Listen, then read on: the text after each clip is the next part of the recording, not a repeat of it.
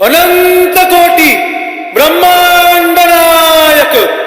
मृत्युंजय नगरीचे अधिपती स्मशान निवासी त्रिसंज्ञा क्षेत्र निवासी त्रिलोकनाथ भूतनाथ भोलेनाथ आदियोगी नटराज पंचानन राजे सद्योजात ईशान वामदेव तत्पुरुष अघोर राजाधिराज योगीराज आद्य ज्योतिर्लिंग